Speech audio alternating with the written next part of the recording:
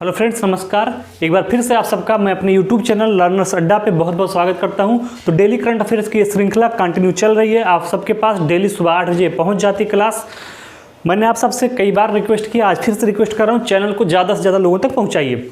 ठीक दोस्तों, तो आइए देखते हैं कि पिछले 2 दिनों के 1 दिनों के कौन से ऐसे करंट अफेयर्स के टॉपिक हैं जो एग्जाम की दृष्टि से महत्वपूर्ण है। तो आइए देखते हैं टॉपिक नंबर 1।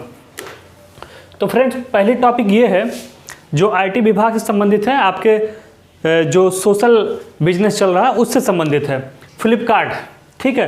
तो फ्लिपकार्ट ने अभी हाल ही में mobile gaming startup match mocha का अधिग्रहण कर लिया है। तो एग्जाम में आपसे सवाल पूछेगा कि गेमिंग स्टार्टअप मैच मोचा का अधिग्रहण किसने किया है? फ्लिपकार्ट ने, अमेजोन ने, पेटीएम ने या फिर फ़ोनपे ने? तो इसका सही जवाब होगा फ्लिपकार्ट ने। अगर आप पढ़े रहेंगे तो एग्जाम में इस क्वेश्चन को टैकल करने में आपको कोई दिक्कत नहीं होगी। लेकिन अगर अब कभी आपने सुना ही नहीं है मैच मोचा के बारे में तो आप उसको गलत करके आएंगे एग्जाम में। करंट का क्वेश्चन है। तो देखिए, mobile gaming startup match mocha का अधिग्रहण किसने किया है? फ्लिपकार्ट ने किया है। तो याद रखिएगा, अगर एग्जाम में पूछे कि mobile gaming startup match mocha का अधिग्रहण किसने किया है तो आप बताएंगे फ्लिपकार्ट ने। मैच मोचा एक मोबाइल गेमिंग एप्लीकेशन है, ठीक है। तो इसका अधिग्रहण कर लिया, मतलब इसको खरीद लिया किसने? फ्लिपकार्ट ने। अब फ्लिपकार्ट के ट्रेडिशनल पार्ट में भी चर्चा कर लेते हैं। फ्लिपकार्ट की स्थापना कब हुई थी? तो दोस्तों, फ्लिपकार्ट की स्थापना 2007 में की गई थी। फ्लिपकार्ट की स्थापना कब की गई थी? तो फ्लिपकार्ट की स्थापना 2007 में की गई थी। हेडक्वार्टर उसका बेंगलुरु में है, ठीक है। बेंगलुरु में उसका हेडक्वार्टर है, मतलब मुख्यालय है फ्लिपकार्ट का। CEO कौन है फ्लिपकार्ट के? तो CEO इस समय कल्याण कृष्णमूर्ति उसके CEO हैं। CEO का मतलब चीफ एग्जीक्यूटिव ऑफिसर कल्याण कृष्णमूर्ति हैं। ठीक दोस्तों, एक बार फिर से मैं समझा देता हूं। फ्लिपकार्ट ने mobile gaming startup match mocha का अधिग्रहण कर लिया है, अर्थात उसको खरीद लिया है। हेडक्वार्टर कहाँ पे इसका है? बेंगलुरु में है। स्थापना कब हुई थी? 2007 में फ्लिपकार्ट की स्थापना की गई थी। इस समय उसके CEO कल्याण कृष्णमूर्ति हैं। CEO कभी कभी एग्जाम में पूछता है, विभिन्न कंपनियों के CEO के बारे में क्वेश्चन आता है। वो फ्लिपकार्ट का पूछ सकता है, वो अमेजोन का पूछ सकता है, वो स्विगी का पूछ सकता है, ऐसे किसी का भी पूछ सकता है। तो यहाँ फ्लिपकार्ट चर्चा में है तो उसके CEO के बारे में हमने आपको बता दिया। आइए देखते हैं अगला टॉपिक क्या है। गुवाहाटी। तो Indo Israel centre of excellence की आधारशिला कहाँ रखी गई है? गुवाहाटी में, ठीक है। तो गुवाहाटी में Indo Israel centre of excellence की आधारशिला रखी गई है। अगर आपसे एग्जाम में पूछता है Indo Israel centre of excellence कहाँ बनाया जा रहा है तो उसका सही जवाब होगा गुवाहाटी में बनाया जा रहा है। गुवाहाटी में बनाया जा रहा है। गुवाहाटी कहाँ पे है? असम में है। तो फिर से रिपीट कर रहा हूँ, Indo Israel centre of excellence की आधारशिला आपकी गुवाहाटी में रखी गई है, जो कि असम में है, ठीक है। अब चर्चा यहाँ पे असम की आ गई है करंट की दृष्टि से, तो बस इतना ही महत्वपूर्ण था कि Indo Israel centre of excellence की स्थापना कहाँ की जा रही है, उसकी आधारशिला कहाँ रखी गई है? तो गुवाहाटी में रखी गई है, ठीक है, असम में। तो चर्चा हो गई अब असम की। तो असम के बारे में हम 2-3 पक्ष देख लेते हैं जो एग्जाम की दृष्टि से महत्वपूर्ण है। तो अगर बात असम की करेंगे तो वहाँ पे 2 नेशनल पार्क स्थित हैं। एक का नाम आपका है काजीरंगा नेशनल पार्क और एक है मानस नेशनल पार्क। तो असम में 2 नेशनल पार्क हैं, एक काजीरंगा और एक मानस, ठीक है। असम में 2 नेशनल पार्क है, काजीरंगा, मानस, याद रखिएगा। वहीं पे असम में ही कामाख्या देवी मंदिर है। तो अगर एग्जाम में कभी पूछ ले कामाख्या देवी मंदिर कहाँ पे है और राज्य दे दे आपको, असम दे दे, अरुणाचल प्रदेश दे दे, मिजोरम दे दे, ठीक है, कोई अन्य राज्य यूपी दे दे, तो आपका सही जवाब क्या होगा? कामाख्या देवी मंदिर कहाँ पे स्थित है? असम में स्थित है। वहीं का नृत्य है एक बिहू नृत्य। कभी कभी मिलाने को आता है कि बिहू नृत्य कहाँ से है, बिहू नृत्य। तो आपका बिहू नृत्य भी असम से ही संबंधित है। एक और इम्पॉर्टेंट टॉपिक है हाथियों की संख्या के हिसाब से।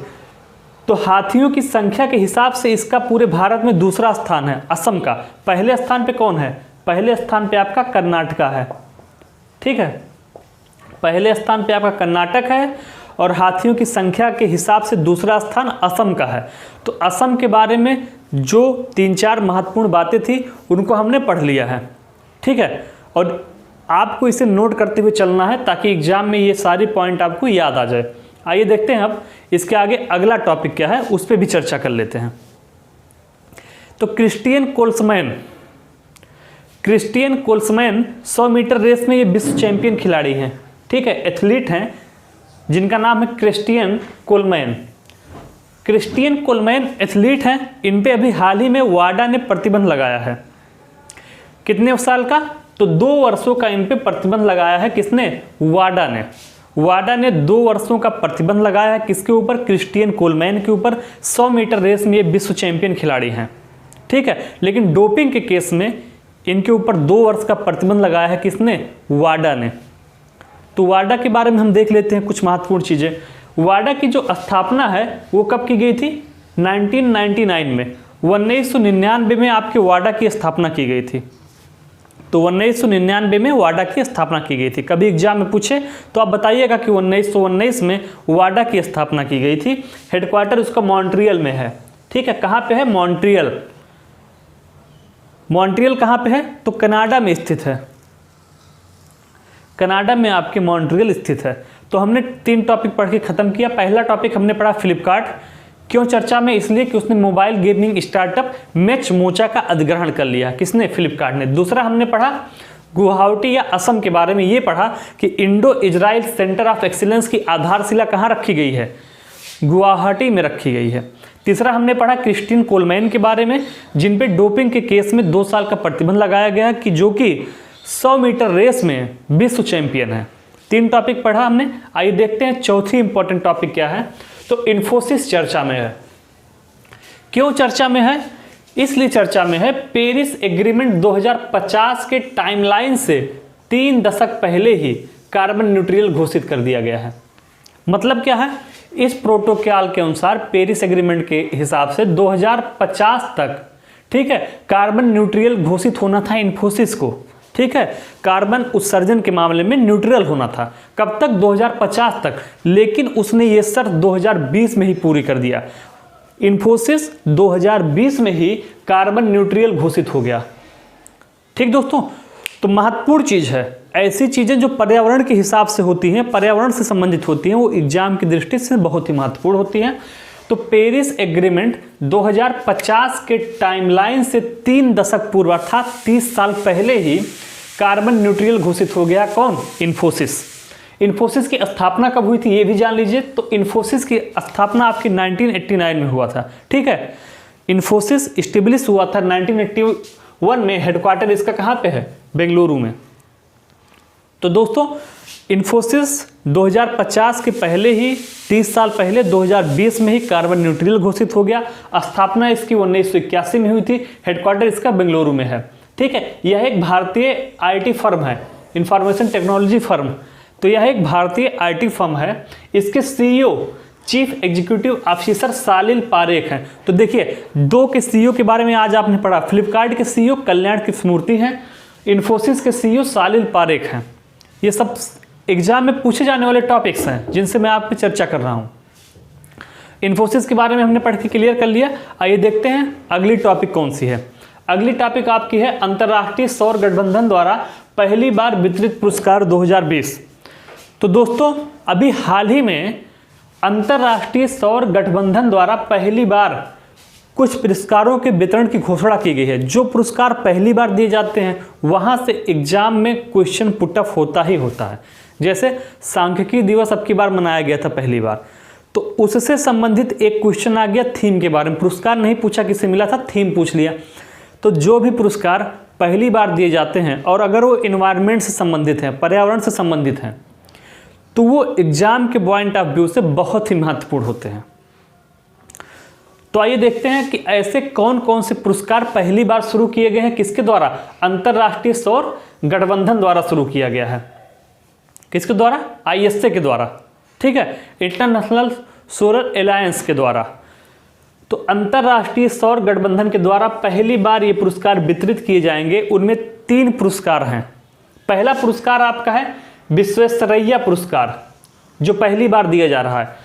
तो अब ये पुरस्कार जिसको मिलेगा विश्वेश्वरैया पुरस्कार, वो आपको याद रखना है।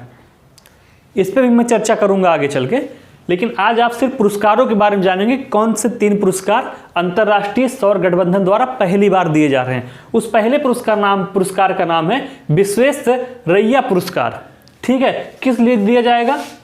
अधिकतम सौर क्षमता का इस्तेमाल करने वाले देशों के लिए विश्वेश्वरैया पुरस्कार शुरू किया गया है। मतलब अधिकतम सौर क्षमता का वो इस्तेमाल करेंगे, ज़्यादा से ज़्यादा बिजली बनाने में सौर क्षमता का इस्तेमाल करेंगे, जितना ज़्यादा से ज़्यादा वो सोलर एनर्जी का इस्तेमाल करेगा जो देश, उसको कौन सा पुरस्कार मिलेगा? विश्वेश्वरैया पुरस्कार। इसके अलावा एक अन्य पुरस्कार शुरू किया गया, कल्पना चावला पुरस्कार। ये सारे पुरस्कार किसके अंतर्गत शुरू किए गए हैं? अंतर्राष्ट्रीय सौर गठबंधन द्वारा शुरू किए गए हैं और पहली बार शुरू किए गए हैं, इसलिए आपको इनके बारे में जानना आवश्यक है। इसके अलावा तीसरा पुरस्कार शुरू किया गया, दिवाकर पुरस्कार। तो कल्पना चावला पुरस्कार किसे मिलेगा? पहले ये जान लीजिए, कल्पना चावला पुरस्कार सौर ऊर्जा क्षेत्र में कार्यरत इंजीनियर व वैज्ञानिकों के लिए कल्पना चावला पुरस्कार दिया जाएगा। पहला पुरस्कार हमने पढ़ा विश्वेश्वरैया पुरस्कार। विश्वेश्वरैया पुरस्कार उसको दिया जाएगा जो देश अधिकतम सौर क्षमता का इस्तेमाल करेगा, उसको विश्वेश्वरैया पुरस्कार दिया जाएगा। कल्पना चावला पुरस्कार उसे दिया जाएगा जो सौर ऊर्जा क्षेत्र में कार्यरत इंजीनियर और वैज्ञानिक हैं, उनके लिए कल्पना चावला पुरस्कार दिया जाएगा। दिवाकर पुरस्कार ऐसे संगठन को जो दिव्यांग लोगों के हितों के लिए काम करते हैं, उनके लिए दिवाकर पुरस्कार। तो दा से दिवाकर और दा से दिव्यांग, याद रखिएगा, दिवाकर पुरस्कार दिव्यांगों से संबंधित है। किन्हें मिलेगा दिवाकर पुरस्कार? उनको मिलेगा दिवाकर पुरस्कार जो संगठन दिव्यांग लोगों के हितों के लिए काम करते हैं। तो दा से दिवाकर और दा से दिव्यांग, इसे आप याद रखिएगा। दिवाकर पुरस्कार दिव्यांगों के लिए, मतलब ऐसे संगठनों को मिलेगा जो दिव्यांगों के लिए काम करते हैं। कल्पना चावला पुरस्कार सौर क्षेत्र में जो वैज्ञानिक हैं, जो इंजीनियर हैं, उनके खोजों के लिए कल्पना चावला पुरस्कार मिलेगा। विश्वेश्वरैया पुरस्कार मिलेगा अधिकतम सौर क्षमता के इस्तेमाल करने वाले देशों को विश्वेश्वरैया पुरस्कार मिलेगा। अब देख लीजिए, अंतर्राष्ट्रीय सौर गठबंधन 2019 में क्वेश्चन पूछा हुआ कि इसका मुख्यालय कहाँ पे है? तो इसका हेडक्वार्टर आपके गुरुग्राम में है। ISA इसको शॉर्ट फॉर्म में बोलते हैं। पूछा था ISA का मुख्यालय कहाँ पे है? इंटरनेशनल सोलर अलायंस का मुख्यालय आपके गुरुग्राम में है। गुरुग्राम कहाँ पे स्थित है? हरियाणा में स्थित है। तो हमने ये टॉप 5 करंट अफेयर पढ़ के खत्म किया है। एक बार रिवीजन कर लीजिए। फ्लिपकार्ट मोबाइल गेमिंग स्टार्टअप मैचमोचा का अधिग्रहण किसने किया है? फ्लिपकार्ट ने किया है। Indo Israel centre of excellence की स्थापना कहाँ की जा रही है? गुवाहाटी में की जा रही है। क्रिस्टियन कोलमैन जो कि 100 मीटर रेस में चैंपियन थे, उनको डोपिंग के केस में 2 साल के लिए प्रतिबंधित किया गया है। इन्फोसिस को कार्बन न्यूट्रल घोषित किया गया है 2020 में ही, जबकि लक्ष्य कब तक रखा गया था? 2050 तक इसको कार्बन न्यूट्रल घोषित होना था, लेकिन ये 2020 में ही हो गया। और 5वीं टॉपिक हमने पढ़ी, अंतर्राष्ट्रीय सौर गठबंधन द्वारा पहली बार 3 पुरस्कार शुरू किए गए हैं। एक का नाम है विश्वेश्वरैया पुरस्कार, दूसरे पुरस्कार का नाम है कल्पना चावला पुरस्कार और तीसरा पुरस्कार आपका दिवाकर पुरस्कार। तो 5 टॉपिक पढ़ के खत्म किया। आइए देखते हैं अन्य 5 महत्वपूर्ण टॉपिक कौन से हैं। तो फ्रेंड्स, 5 टॉपिक हमने पढ़ के खत्म किया है। उसके आगे टॉप 5 टॉपिक और कौन कौन से हैं जो करंट की दृष्टि से महत्वपूर्ण हैं, आइए उस पर अपनी दृष्टि डालते हैं। चर्चा में है पन्ना टाइगर रिजर्व। दोस्तों, पन्ना टाइगर रिजर्व चर्चा में है। क्यों चर्चा में है? इसलिए चर्चा में है कि यूनेस्को बायोस्फीयर रिजर्व इसको घोषित किया गया है। यूनेस्को के बायोस्फीयर रिजर्व में इसको शामिल किया गया है, पन्ना टाइगर रिजर्व को। ठीक है, अभी हाल ही में यूनेस्को ने 25 नए बायोस्फीयर रिजर्व घोषित किए हैं, जिसमें में से एक पन्ना टाइगर रिजर्व भी है। कहाँ पे स्थित है? मध्य प्रदेश में। मध्य प्रदेश की राजधानी क्या है आपका? भोपाल है, याद रखिएगा। तो पन्ना टाइगर रिजर्व को यूनेस्को के बायोस्फीयर रिजर्व में शामिल किया गया है। अभी हाल ही में यूनेस्को ने 25 नए बायोस्फीयर रिजर्व की घोषणा की है, जिसमें में से एक मध्य प्रदेश का पन्ना टाइगर रिजर्व भी है। इसी के साथ कुल 714 बायोस्फीयर यूनेस्को में शामिल हो गए हैं। तो यूनेस्को के द्वारा घोषित बायोस्फीयर रिजर्व में इस समय टोटल कितने रिजर्व शामिल हैं? 714 टोटल संख्या है। अभी हाल ही में 25 नए बायोस्फीयर रिजर्व घोषित किए गए हैं, जिसमें से एक आपका पन्ना टाइगर रिजर्व है, जो कि मध्य प्रदेश में स्थित है। मध्य प्रदेश में ही कान्हा, बांधवगढ़ और सतपुड़ा नेशनल पार्क स्थित है। कान्हा नेशनल पार्क कहाँ पे है? मध्य प्रदेश में। बांधवगढ़ नेशनल पार्क कहाँ पे है? मध्य प्रदेश में। सतपुड़ा नेशनल पार्क कहाँ पे है? मध्य प्रदेश में। क्लियर है ये टॉपिक? तो फिर से बता रहा हूँ, एक बार ध्यान से सुनिए, बहुत ही महत्वपूर्ण है ये, एग्जाम में पक्का पूछा जाएगा, गारंटेड है। पन्ना टाइगर रिजर्व को भी हाल ही में यूनेस्को के बायोस्फीयर रिजर्व में शामिल किया गया है। अभी हाल ही में यूनेस्को ने 25 नए बायोस्फीयर रिजर्व की घोषणा की है, जिसमें से पन्ना टाइगर रिजर्व एक है। इसी के साथ कुल 714 बायोस्फीयर रिजर्व हो गए हैं। ठीक है, किसमें? यूनेस्को में शामिल होने वाले कुल बायोस्फीयर रिजर्वों की संख्या 714 हो गई है। पन्ना टाइगर रिजर्व स्थित कहाँ पे है? मध्य प्रदेश में। पूछा जा सकता है, मध्य प्रदेश में ही कान्हो, बांधागढ़, सतपुड़ा नेशनल पार्क स्थित है। आइए देखते हैं अगला। प्रियंका राधाकृष्णन, हाल ही में प्रियंका राधाकृष्णन चर्चा में है। तो दोस्तों, प्रियंका राधाकृष्णन चर्चा में क्यों है? प्रियंका राधाकृष्णन चर्चा में इसलिए हैं चूंकि यह न्यूजीलैंड में प्रथम भारतीय मूल की मंत्री बनी है। तो न्यूजीलैंड में प्रथम भारतीय मूल की मंत्री बनने वाली जो लेडी है उनका नाम है प्रियंका राधाकृष्णन। तो प्रियंका राधाकृष्णन चर्चा में है चूंकि यह न्यूजीलैंड की प्रथम भारतीय मूल की मंत्री बनी है, इसीलिए यह चर्चा में है। ठीक, राजधानी कहाँ है? न्यूजीलैंड की राजधानी वेलिंगटन में है। ठीक है, वहीं पे न्यूजीलैंड में ही व्हाइट लैंड ज्वालामुखी स्थित है। अगर आपसे कभी पूछे कि व्हाइट लैंड ज्वालामुखी कहाँ पे है, तो व्हाइट लैंड ज्वालामुखी आपकी न्यूजीलैंड में ही है। और सबसे ऊंची चोटी न्यूजीलैंड की माउंट क्रुक, न्यूजीलैंड की सबसे ऊंची चोटी माउंट क्रुक है। क्या है? माउंट क्रुक, सबसे ऊंची चोटी का नाम न्यूजीलैंड के माउंट क्रुक है। व्हाइट लैंड ज्वालामुखी न्यूजीलैंड में ही स्थित है। राजधानी वहाँ की वेलिंगटन है। चर्चा में क्यों है न्यूजीलैंड? इसलिए चर्चा में है कि प्रियंका राधाकृष्णन को न्यूजीलैंड में प्रथम भारतीय मूल की मंत्री बनाया गया है। तो अगर एग्जाम में पूछे कि न्यूजीलैंड में प्रथम भारतीय मूल की मंत्री कौन है, तो उनका नाम होगा प्रियंका राधाकृष्णन। आइए इसके आगे बढ़ते हैं। केएल राहुल, केएल राहुल भारत के बहुत ही महान क्रिकेटर हैं, बहुत ही प्रतिभाशाली क्रिकेटर हैं। कर्नाटका सरकार द्वारा इनको एकलव्य पुरस्कार से सम्मानित किया गया। किस पुरस्कार से? एकलव्य पुरस्कार, जो कि खेलों के लिए दिया जाता है। तो केएल राहुल को कर्नाटका सरकार द्वारा एकलव्य पुरस्कार से सम्मानित किया गया है। इसके साथ ही केएल राहुल जी के साथ ही वेदा कृष्णमूर्ति जी को भी यह पुरस्कार दिया गया है। तो दोनों लोगों को एकलव्य पुरस्कार दिया गया है। महिलाओं में, महिला क्रिकेटर में वेदा कृष्णमूर्ति, ठीक है, वेदा कृष्णमूर्ति को भी यह पुरस्कार मिला है। तो केएल राहुल और वेदा कृष्णमूर्ति को अभी हाल ही में कर्नाटका सरकार द्वारा एकलव्य पुरस्कार से सम्मानित किया गया है। क्लियर हो गया? आइए देखते हैं अगली टॉपिक। देहरादून में, मतलब उत्तराखंड में, प्लास्टिक लाओ मास्क ले जाओ नामक पहल शुरू की गई है। तो वहाँ का एक शहर है उत्तराखंड का देहरादून, जहाँ पे शुरू किया गया है प्लास्टिक लाओ मास्क ले जाओ नामक पहल। ठीक है, राजधानी भी है। प्लास्टिक लाओ मास्क ले जाओ पहल कहाँ पे शुरू किया गया है? तो उत्तराखंड में शुरू किया गया। अगर आपसे पूछे प्लास्टिक लाओ मास्क ले जाओ नामक पहल कहाँ शुरू किया गया है, तो उत्तराखंड में शुरू किया गया। उत्तराखंड अलग राज्य कब बना था? 9 नवंबर 2000 को। ठीक है, 9 नवंबर 2000 को इसको अलग स्टेट का दर्जा प्राप्त हुआ था। तो यूपी से उत्तराखंड अलग हुआ था और उत्तराखंड नामक राज्य 9 नवंबर 2000 को बना था। ठीक है, वहीं पे प्लास्टिक लाओ मास्क ले जाओ नामक पहल शुरू किया गया है। भारतीय रेलवे द्वारा देहरादून से श्री राम पथ यात्रा भी 12 दिसंबर 2020 से शुरू की गई है। तो भारतीय रेलवे द्वारा 12 दिसंबर 2020 से श्री राम पथ यात्रा शुरू की जाएगी। कहाँ से? देहरादून से। तो अगर आपसे पूछे श्री राम पथ यात्रा 12 दिसंबर 2020 से कहाँ शुरू की गई, तो भारतीय रेलवे द्वारा शुरू की गई और देहरादून से। ये सब धर्म से संबंधित क्वेश्चन है तो पूछे जा सकते हैं। ठीक है, तो श्री राम पथ यात्रा भारतीय रेलवे द्वारा शुरू की गई है, देहरादून से शुरू की गई है। कब से? 12 दिसंबर 2020 से शुरू की जाएगी। क्लियर? आइए देखते हैं अगला टॉपिक। अगला टॉपिक आपका हैदराबाद, तेलंगाना। ठीक है, तो तेलंगाना की राजधानी हैदराबाद। तो चर्चा में क्यों है? ज्वाला गट्टा एकेडमी ऑफ एक्सीलेंस की स्थापना की गई है। ज्वाला गट्टा एकेडमी ऑफ एक्सीलेंस की स्थापना कहाँ पे की गई है?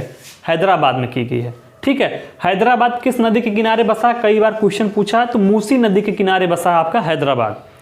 हैदराबाद मूसी नदी के किनारे बसा है। यहीं पे हैदराबाद में ही हुसैन सागर कृत्रिम झील स्थित है। तो हुसैन सागर कृत्रिम झील हैदराबाद में स्थित है।